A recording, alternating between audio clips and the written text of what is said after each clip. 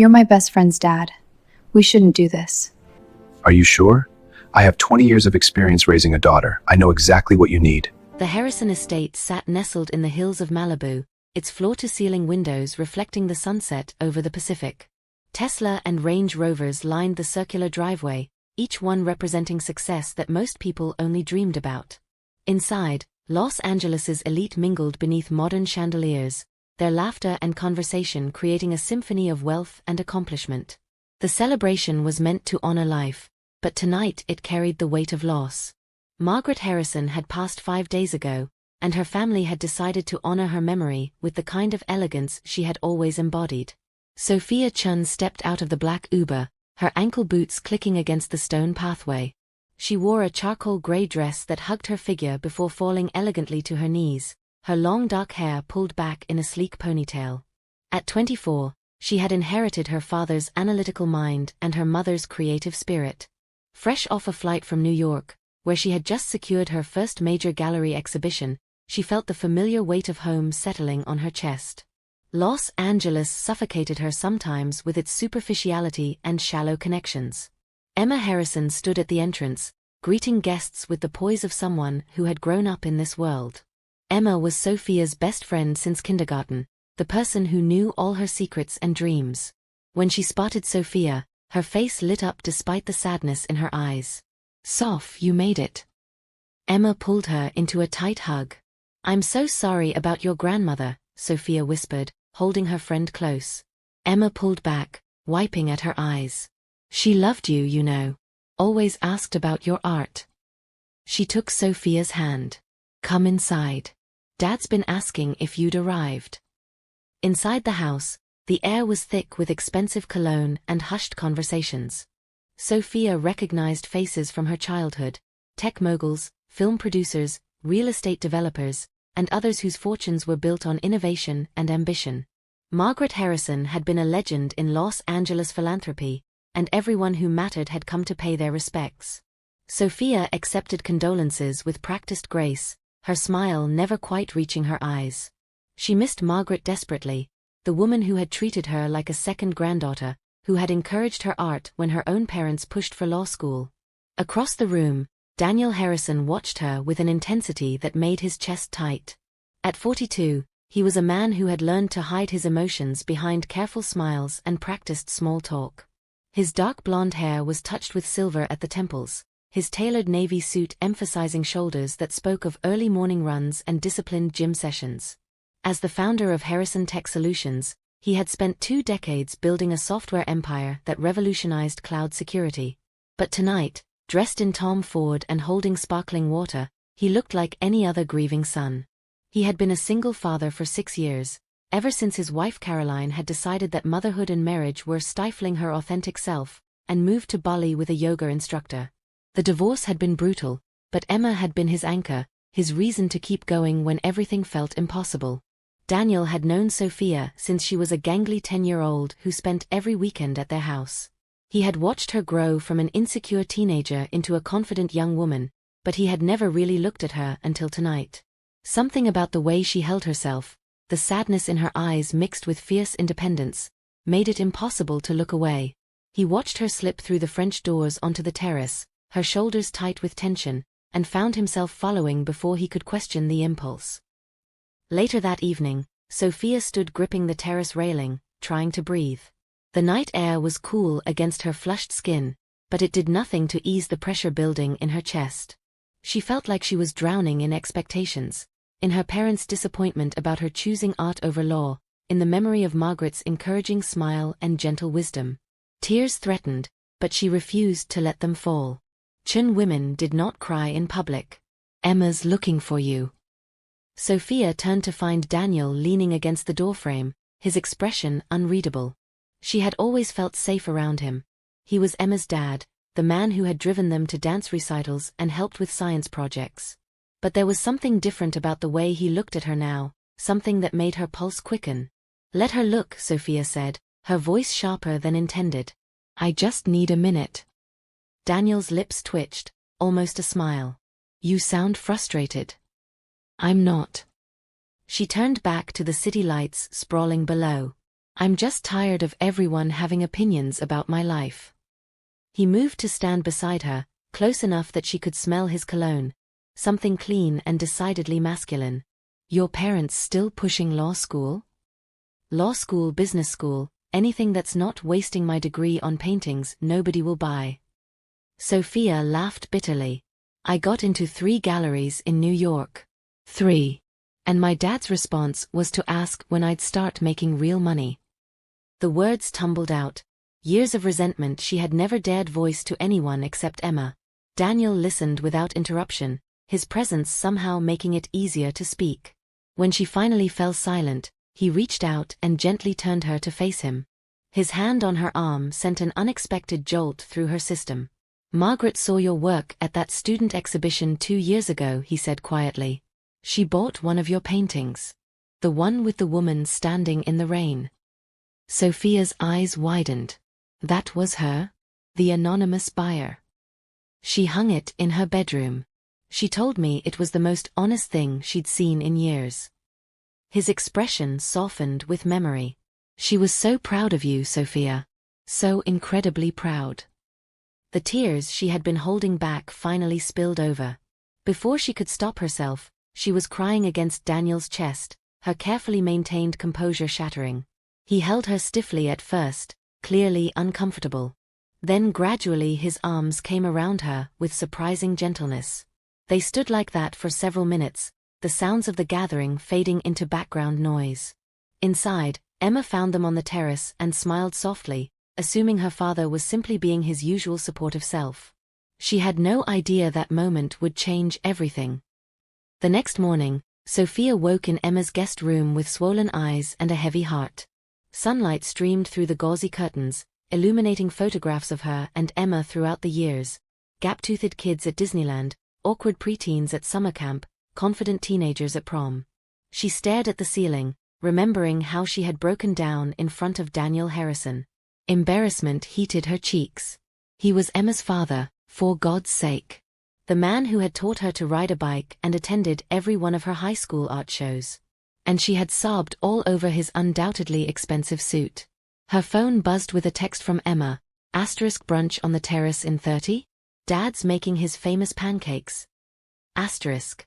Sophia dragged herself out of bed, showered, and dressed in ripped jeans and an oversized sweater. When she stepped onto the terrace, the scene was almost painfully domestic. Emma sat scrolling through her phone, while Daniel stood at the outdoor kitchen flipping pancakes with the efficiency of someone who had done this 1,000 times. Morning, sleepyhead, Emma called out. Coffee's ready. Sophia poured herself a cup, hyper-aware of Daniel's presence. He glanced up, his blue eyes meeting hers for just a moment before returning to the griddle. How'd you sleep? He asked casually. Fine, Sophia lied, adding cream to her coffee. Emma looked up from her phone. Dad, tell Sophia about the foundation. Daniel flipped a pancake with practiced ease. Mom left instructions for a scholarship fund. For emerging artists who want to pursue their passion despite family pressure. He glanced at Sophia. She specifically mentioned wanting you involved in selecting recipients. Sophia's throat tightened. She did. She believed in you, Daniel said simply, plating the pancakes. Even when others didn't. They ate breakfast with easy conversation, Emma dominating the discussion with stories about her marketing job and her latest dating disasters. Sophia tried to focus, but she kept catching herself watching Daniel. The way his eyes crinkled when he laughed, the gentle way he teased Emma, the comfortable confidence of a man who had learned to navigate single fatherhood with grace. After Emma left for a work call, an uncomfortable silence settled over the terrace. Daniel refilled their coffee cups, and Sophia found herself alone with him for the first time since last night. Thank you, she said quietly. For last night. I don't usually fall apart like that. Everyone's allowed to fall apart sometimes. He sat down across from her. Especially when they've lost someone important. She was the only one who understood. Sophia traced the rim of her mug. My parents think I'm being naive. They think art is a hobby, not a career. What do you think? The question was so simple, yet no one had asked her that in months. Everyone had opinions, advice, warnings, but no one had asked what she wanted. I think I'd rather struggle doing what I love than succeed at something that makes me miserable, Sophia said, meeting his eyes. Is that stupid? It's brave. Daniel's expression was serious. I spent 10 years building a company I was supposed to want. It wasn't until the divorce that I realized I'd been living someone else's life. He paused. Don't make that mistake, Sophia. Life's too short. Something in his voice made her chest ache. She had always seen him as Emma's dad, stable, successful, untouchable. But sitting here in the morning light, she saw the man beneath the surface. Someone who had survived loss and disappointment and come out stronger. Emma's lucky to have you, Sophia said softly. I'm the lucky one. His smile was genuine. She could have ended up hating me after everything with her mother. Instead, she became my best friend. Before Sophia could respond, Emma returned, breaking the moment. Soph, I have to run to the office for a few hours. Emergency client meeting. You okay hanging here? Actually, I should probably head back to my parents' place. Stay, Daniel said, standing to clear the plates. I'm working from home today anyway. Besides, I could use another opinion on the scholarship criteria. Emma's eyes lit up. Perfect. Dad, show her mom's art collection. Soph, you'll love what she added last year. She grabbed her bag and keys. I'll be back by dinner. We can order from that Thai place you love. Before Sophia could protest, Emma was gone, leaving her alone with Daniel in the sprawling house. They spent the afternoon in Margaret's private study, a room Sophia had only glimpsed before. The walls were covered with artwork, some famous, some unknown, all breathtaking. Daniel moved through the space with reverence, sharing stories about each piece. She bought this one from a street artist in Paris, he said, pointing to a vibrant abstract. Paid him 3 times what he asked because she said genius should be compensated fairly. Sophia studied the painting, noting the bold brushstrokes and emotional depth. She had incredible taste. She said the same about you. Daniel pulled out a folder from the desk. These are her notes for the scholarship. She wanted to call it the Courage Fund. They spent 2 hours reviewing Margaret's vision, their heads bent over documents, occasionally reaching for the same paper and brushing hands. Each accidental touch sent electricity through Sophia's system, but she told herself it was nothing. Grief did strange things to people. Around 4, Daniel suggested a break. Want to see what I'm working on? He led her to his home office, a space that was somehow both masculine and inviting. Floor-to-ceiling windows overlooked the pool, and one wall was covered with Emma's childhood artwork, a stark reminder of who he was. Emma's dad. Off limits. Completely inappropriate. Daniel pulled up his laptop, showing her the security software he was developing. Sophia tried to focus on his explanation, but she kept getting distracted by his hands as they moved across the keyboard, the deep timbre of his voice, the way his shirt pulled across his shoulders. Am I boring you? He asked with a slight smile. No, sorry. Sophia felt heat creep up her neck. I was just thinking about the scholarship criteria. Liar, her brain supplied helpfully. His phone buzzed with a text. Daniel glanced at it and frowned. Emma's meeting is running late. She won't be back until 9 or 10. I should probably go then. Stay for dinner. The invitation came out quickly, almost urgently. Then, more carefully, I mean if you want. I was going to grill some fish. Nothing fancy. Sophia knew she should leave. Knew that staying alone with Daniel Harrison was dangerous in ways she couldn't quite articulate. But she heard herself say, that sounds perfect. They cooked together, moving around the kitchen with surprising synchronicity. Daniel handled the fish while Sophia prepared a salad, and they talked about everything. Art, technology, failed dreams, and unexpected successes. He told her about the early days of his company, the fear and exhilaration of betting everything on an idea. She told him about the first time someone bought her painting, how she'd cried in the gallery bathroom from pure joy. You really love it, he observed, pouring them each a glass of wine. Creating, I mean. It's the only time I feel completely myself. Sophia accepted the glass. Like all the noise in my head goes quiet, and there's just the canvas and the colors and this feeling of absolute rightness. Daniel's expression was intense. That's how I feel when I'm coding. When I'm solving a problem and everything else disappears. They ate on the terrace as the sun set, painting the sky in shades of orange and purple. The conversation flowed easily, and Sophia realized she hadn't felt this comfortable with anyone in months. Maybe years. After dinner, Daniel suggested they move to the pool house, where Margaret had kept her private art studio. I think you should see it, he said. Emma and I haven't been able to go through it yet, but I think Mom would want you to. The studio was breathtaking, north-facing windows, custom storage, and Margaret's unfinished paintings still on easels. Sophia moved through the space reverently, touching brushes and paint tubes that still held her mentor's fingerprints. She was working on something before she got sick, Daniel said, gesturing to a covered canvas in the corner. Sophia pulled back the cloth and gasped. It was a portrait, loose and impressionistic but unmistakably her. Sophia, at maybe 20, caught mid-laugh, her hair wild and her eyes bright with possibility. She painted you from memory, Daniel said softly, standing close behind her. She said you reminded her of who she used to be before life taught her to be careful. Sophia felt tears pricking her eyes again. I don't know what to say. She'd want you to have it. When it's finished. It is finished. Sophia studied the canvas with an artist's eye. This is exactly how she meant it to be. They stood in silence, the weight of loss and possibility hanging between them. Sophia became hyper-aware of Daniel's presence behind her, the warmth radiating from his body, the sound of his breathing, the faint scent of his cologne. She turned, intending to thank him, and found herself inches from his chest. She looked up, meeting his eyes, and the air between them seemed to crackle with tension. Sophia, he said, his voice rough. It wasn't a question or a statement, just her name, filled with warning and want in equal measure. She should step back.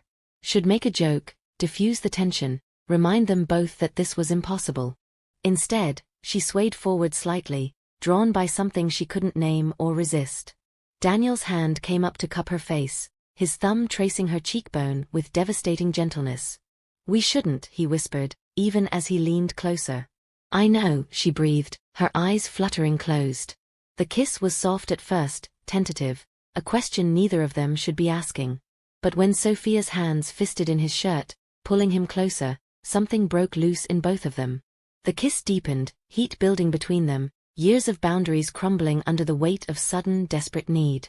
Daniel's hands slid into her hair, tilting her head back as he kissed her like a man who had been starving and finally found sustenance.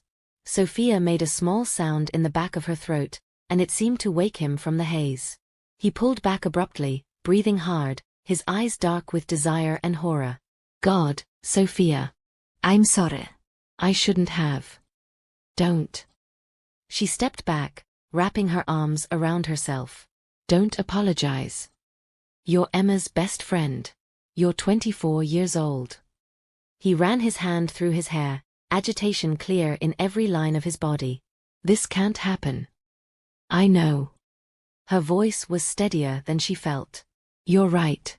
This was a mistake. The word hung between them, mistake, even though nothing in Sophia's life had ever felt less like a mistake than his lips on hers.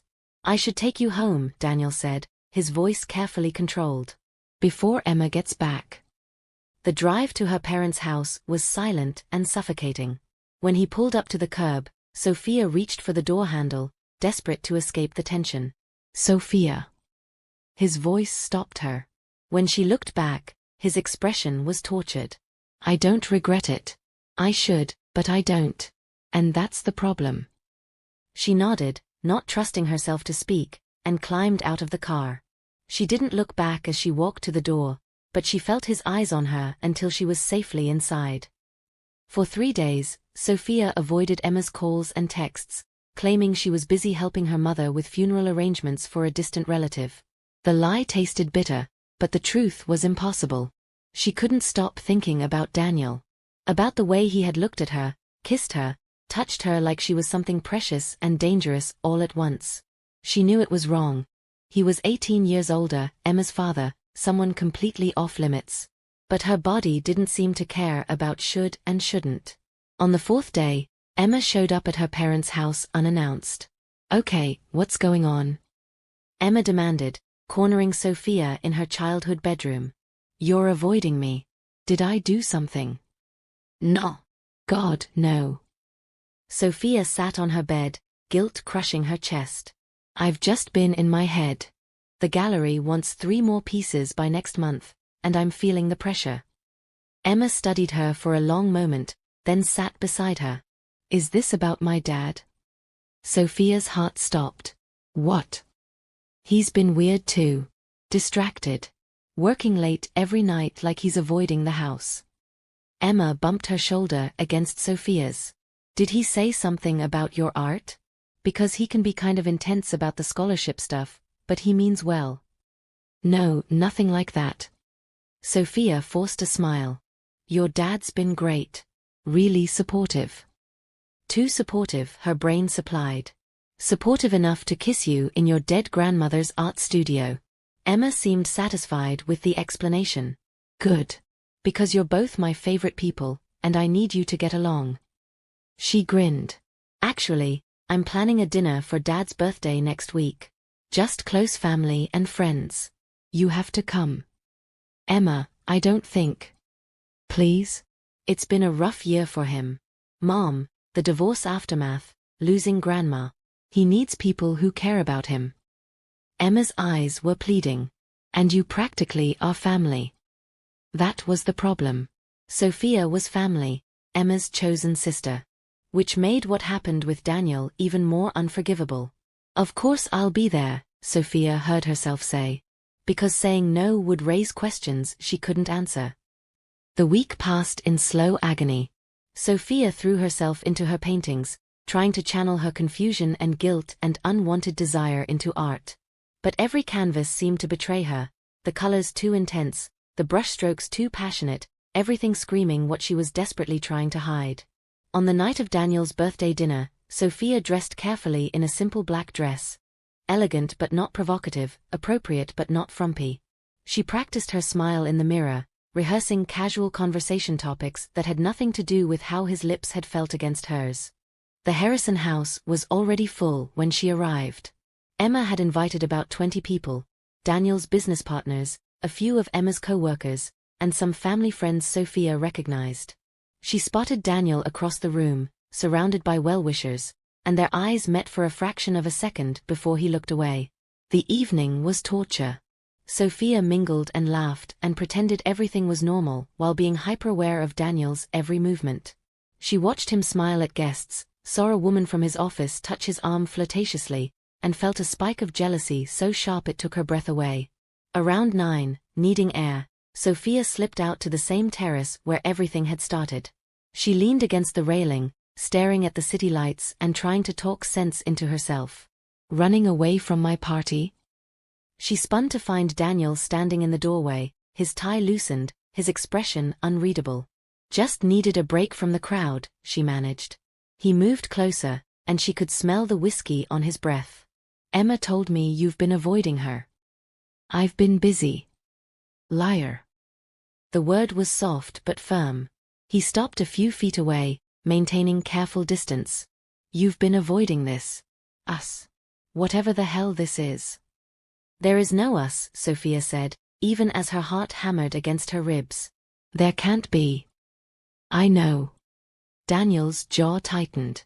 "You're Emma's best friend. You're young enough to be," he stopped, shaking his head. "I've listed every reason this is impossible.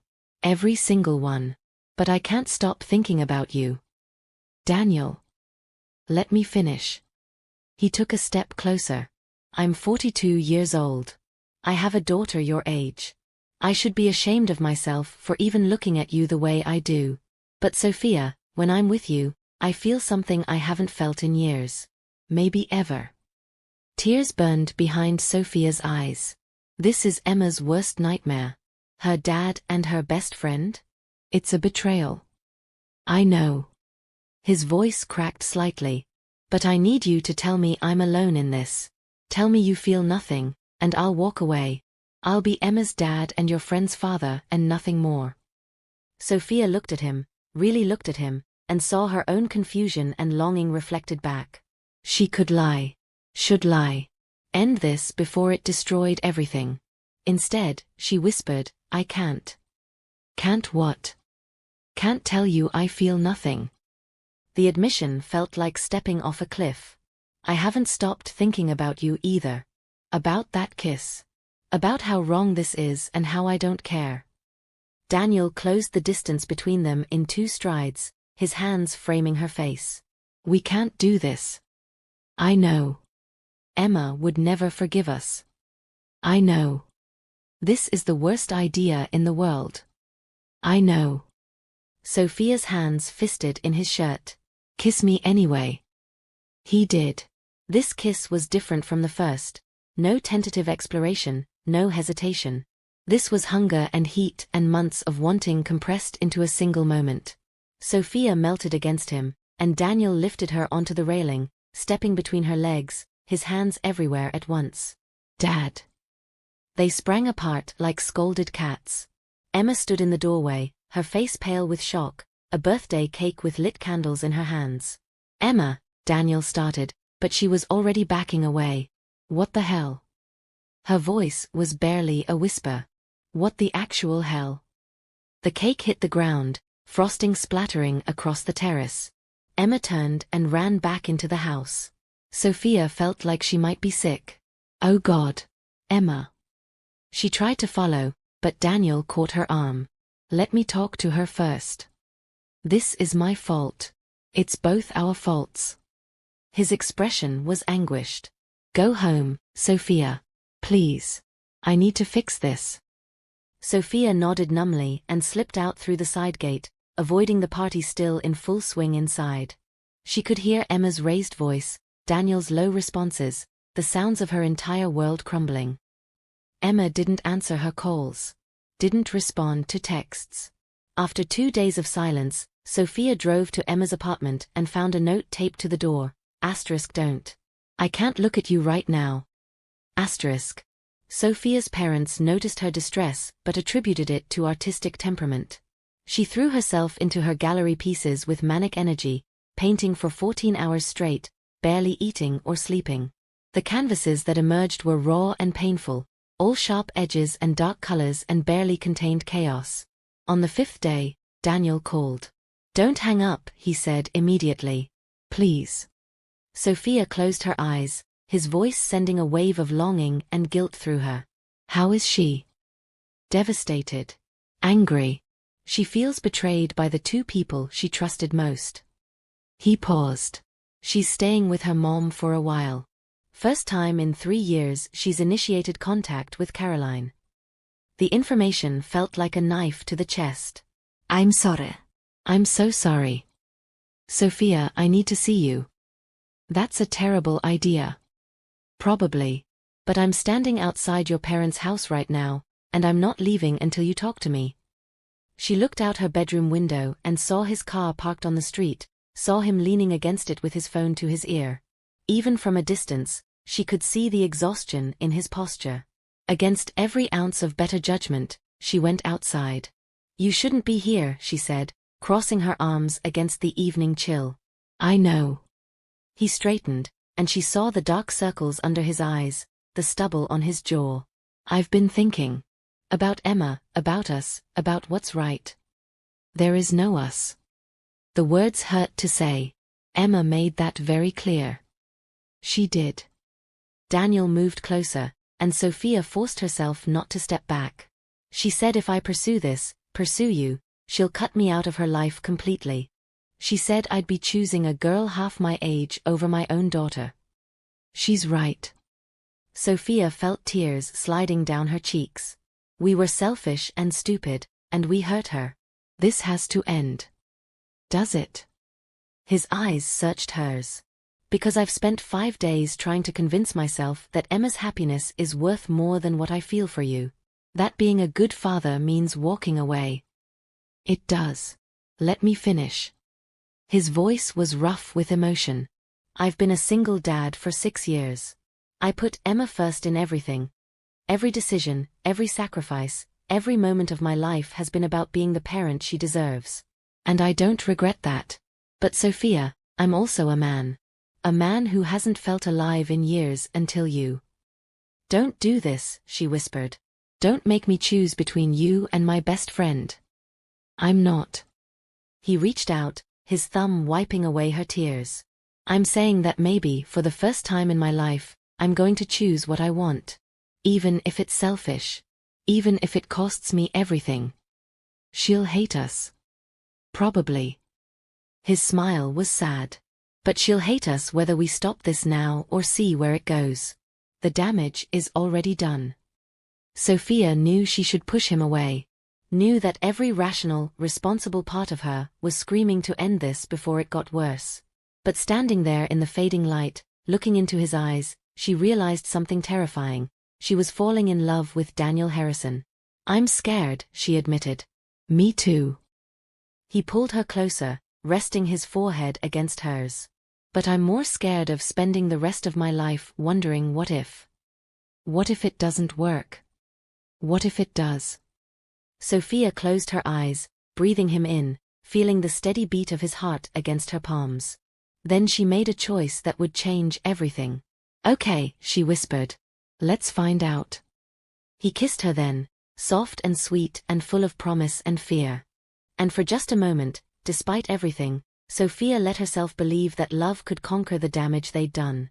But as Daniel drove away later that night, Sophia pulled out her phone and stared at Emma's number.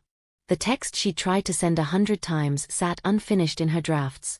Asterisk, I'm sorry. I love him. Please forgive me. Asterisk. She couldn't send it. Couldn't find words adequate to explain the inexplicable, to justify the unjustifiable.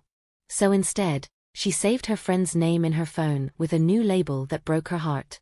Emma, the friend I lost. And somewhere across the city, in a spare bedroom at her mother's house, Emma Harrison cried herself to sleep for the 5th night in a row, wondering how the two people she loved most in the world could betray her so completely. 3 months later, Sophia's gallery opening was everything she'd dreamed of, and nothing like she'd imagined. The Los Angeles Contemporary Art Museum had given her an entire wing for her first major solo exhibition. Critics praised her bold use of color and emotional depth. Collectors competed for pieces. Her parents stood in a corner, bewildered but proud, finally understanding that she'd been right to follow her passion. But Emma wasn't there. Daniel stood beside Sophia, his hand resting possessively on the small of her back, and she felt both complete and broken. They had been together for 3 months now, really together. He'd introduced her to his business partners as his girlfriend, ignoring their shocked expressions. She'd moved some of her things into his house, creating art in Margaret's studio while he coded in his office. It was perfect and painful all at once. You did it, Daniel murmured, pressing a kiss to her temple. Your grandmother would be so proud. Sophia smiled, but it didn't reach her eyes. Because Margaret's portrait of her hung in the center of the exhibition, a reminder of everything she'd gained and everything she'd lost. As the evening wound down and guests filtered out, Sophia found herself standing alone in front of her final piece. She titled it The Space Between. A painting of 2 figures reaching for each other across a void, their fingertips almost touching but not quite bridging the gap. It's beautiful. Sophia spun around, her heart stuttering. Emma stood a few feet away, wearing a green dress Sophia had helped her pick out months ago, her expression carefully neutral. Emma. Sophia's voice broke on her friend's name. You came. I almost didn't. Emma moved closer, studying the painting. But I realized I was angrier about you not inviting me than I was about everything else. I didn't think you'd want to come. I didn't.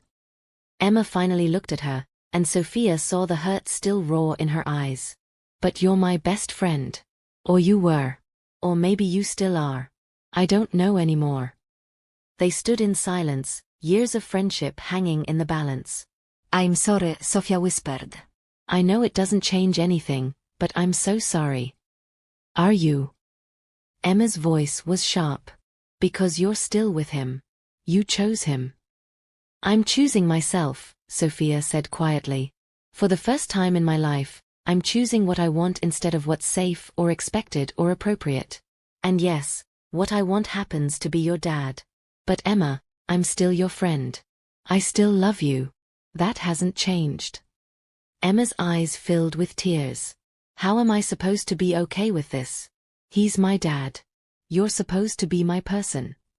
I am your person. Sophia reached out, but Emma stepped back. I know I hurt you. I know this is complicated and messy and probably a disaster waiting to happen. But I'm not sorry for loving him. You love him. Emma's voice was small, almost childlike. Ida. The admission felt like both a relief and a death sentence. I love him, and he loves me, and I know that doesn't make this okay. But it's the truth. Emma wiped at her eyes, smudging her mascara. I hate this. I hate that you make him happy. I hate that he looks at you the way Mom always wished he'd look at her. I hate that when I'm angry with him, I miss you. And I hate that I can't hate you, no matter how hard I try. Emma. I need time. Emma took a shaky breath. I don't know if I can forgive this, either of you. But I'm trying to understand it. So I need you to give me space and time and not push. It wasn't forgiveness, but it was something. Sophia nodded, not trusting her voice. Emma turned to leave, then paused. That painting. The space between. Is that us? It's all of us, Sophia said. You, me, your dad. The spaces we can't seem to bridge. Emma stared at the painting for a long moment. Then, so quietly Sophia almost missed it, maybe someday we'll figure out how. She left before Sophia could respond, disappearing into the Los Angeles night. Sophia stood alone in the gallery, surrounded by her art and her success and the gaping hole where her best friend used to be. Daniel found her there 20 minutes later, his eyes full of questions. She came, Sophia said. I saw. He pulled her into his arms. What did she say? That she needs time. Sophia buried her face in his chest, breathing in his familiar scent. Daniel, what if this doesn't work? What if I've destroyed my friendship with Emma for nothing? Then we'll deal with it together. He tilted her chin up, forcing her to meet his eyes. But Sophia, I need you to be sure. Because I'm all in. I love you. I want you in my life, in Emma's life, in every part of my future. But if you have doubts. I don't. The certainty in her voice surprised even her. I'm terrified, and I miss Emma, and sometimes I feel guilty for being happy. But I don't doubt this. Us. He kissed her then, deep and thorough and full of promise. And when they finally pulled apart, Sophia realized something important. She had lost her best friend, maybe temporarily, maybe permanently. But she had found something else. Herself, her courage, her ability to choose her own happiness even when it was messy and complicated. Take me home, she murmured against his lips. Daniel smiled. Our home or my home? Same thing now, isn't it? As they walked out of the gallery hand in hand, Sophia sent a silent prayer to Margaret Harrison, wherever she was. The woman who had believed in her art, who had painted her with such hope and possibility, who had somehow known that Sophia would need courage for something far more complicated than painting. 6 months later.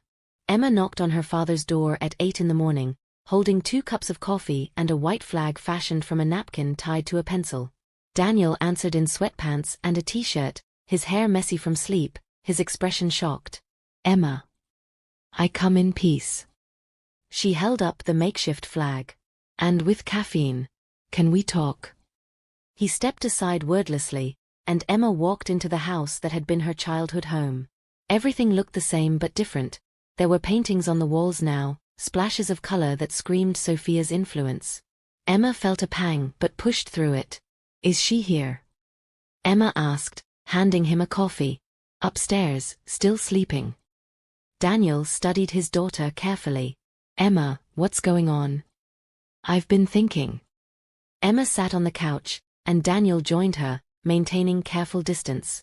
For 9 months, I've been angry. I've been hurt. I've been living at Mom's, which is its own special circle of hell, by the way.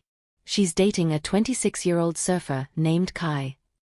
Daniel's lips twitched. I heard. And while I was busy being angry with you and Sophia, I realized something. Emma took a sip of her coffee, gathering courage. Mom left us. She chose herself over her family, and I've never blamed her because she was unhappy. But you and Sophia, you didn't choose each other to hurt me. You fell in love, and it happened to be complicated. Emma. I'm not done.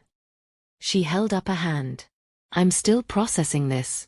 I'm still weird about the age thing and the fact that my dad is dating my former best friend. But Dad, I've watched you for 9 months. And you're happy. Like, genuinely happy in a way I haven't seen since before the divorce. Maybe ever. Daniel's eyes filled with tears he refused to let fall. I never wanted to hurt you. I know. Emma's voice cracked. And I'm sorry I made you choose between us. That wasn't fair. You were protecting yourself. I was being a child. Emma smiled sadly. But I'm 24 now. Old enough to understand that love is complicated and messy and doesn't follow the rules we set for it. They sat in silence for a moment, years of hurt slowly beginning to heal. Can I ask you something? Emma said finally. Do you love her? Really love her, not just the excitement of something new? Daniel didn't hesitate. I love her more than I thought I could love anyone. She challenges me, inspires me, makes me want to be better. And Emma, she asks about you constantly. She misses you so much it hurts to watch. I miss her too, Emma admitted. I miss my dad and my best friend and the way things used to be. But I'm starting to think maybe we can find a new way. A weird, unconventional, slightly uncomfortable way. Are you sure? Emma stood, moving to the stairs. No. But I'm willing to try. She climbed the steps to her father's bedroom, Sophia's bedroom now too, and knocked softly. When she heard a muffled come in, she pushed open the door. Sophia sat up in bed, her hair a mess, wearing one of Daniel's old t-shirts. When she saw Emma, the color drained from her face. Hi, Emma said, leaning against the doorframe. Sophia whispered. I didn't know you were here. Surprise. Emma attempted a smile. Can we talk? Sophia nodded, and Emma sat on the edge of the bed, the same bed they'd had sleepovers on 100 times before everything got complicated. I've been a bitch, Emma started. No. Yes, I have. You fell in love with my dad, which is objectively weird, but you didn't do it to hurt me. Emma took a shaky breath. And I'm trying to be okay with it. Emma, you don't have to. I want to try. Emma met Sophia's eyes, and both of them started crying. I want my best friend back. Even if she's sleeping with my dad, which I never want to hear details about, ever. Sophia laughed through her tears. Never. I promise. They fell into each other's arms, 9 months of hurt and longing pouring out in the hug. When they finally pulled apart, they were both smiling despite their tears. I really do love him, Sophia said softly. I know it's crazy. It's crazy, Emma agreed. But I've had 9 months to realize that sometimes crazy works. Sometimes the least expected thing is exactly what we need. Downstairs, Daniel listened to the sound of his daughter and his girlfriend laughing together, and felt something he hadn't felt in months, hope. 2 years later. The Scholarship Fund Gala was the event of the season. Margaret Harrison's Courage Fund had become one of the most prestigious arts scholarships in California, and tonight they were celebrating their 3rd year and 10th recipient. Sophia stood at the podium in a stunning gold dress, addressing the crowd with the confidence she'd earned through years of fighting for her art and her choices. Margaret Harrison believed that courage wasn't the absence of fear, Sophia said, her voice carrying through the ballroom. It was choosing to pursue your passion despite fear, despite expectations, despite everyone telling you to play it safe.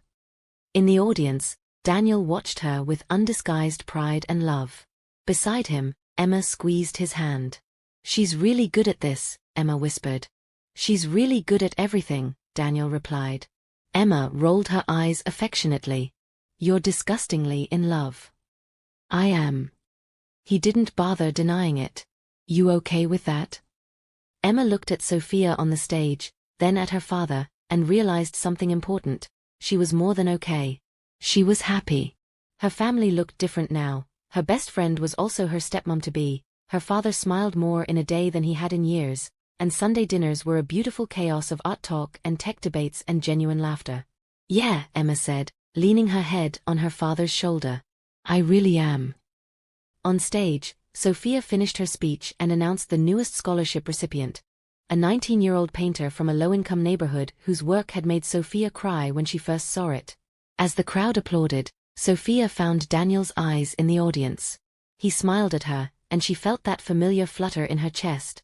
The one that said this was right, this was worth it, this was everything. After the ceremony, as guests mingled and celebrated, Emma pulled Sophia aside. I have something for you, Emma said, handing her a small box. Sophia opened it to find a delicate necklace with 3 intertwined circles. Emma, this is beautiful. It's us, Emma explained. You, me, and Dad. Separate but connected. Complicated but together. She helped Sophia put it on. I wanted you to know that I'm not just okay with this anymore. I'm happy about it. You make my dad happy, and that makes me happy. Sophia hugged her tightly. I love you. Thank you for giving us a chance. I love you too. Both of you. Even though you're weird and unconventional and sometimes make me want to throw up with how cute you are together. They laughed, and across the room, Daniel watched them with a full heart. His mother had been right. Courage wasn't about making easy choices. It was about making the right ones, even when they were terrifying and messy and went against everything you'd been taught. Later that night, after the gala ended and the guests had gone home, Daniel and Sophia stood on the terrace where it had all begun 2 years ago. Do you ever regret it? Daniel asked, pulling her into his arms. All the complications, the drama with Emma, the judgment from people who think I'm too old for you. Sophia looked up at him, this man who had somehow become her everything. Her lover, her partner, her best friend, her home. Not even once, she said. You were worth the wait, worth the fight, worth everything. He kissed her then, under the stars, with the city lights sprawling below them like possibility made tangible. And somewhere in the house, Emma smiled to herself, no longer seeing her father and her best friend as a betrayal, but as proof that love could be found in the most unexpected places. Sometimes the person you're not supposed to fall for is exactly who you need. Sometimes courage means choosing happiness even when everyone says you shouldn't. And sometimes, when you're brave enough to break the rules, you find that you were writing your own story all along.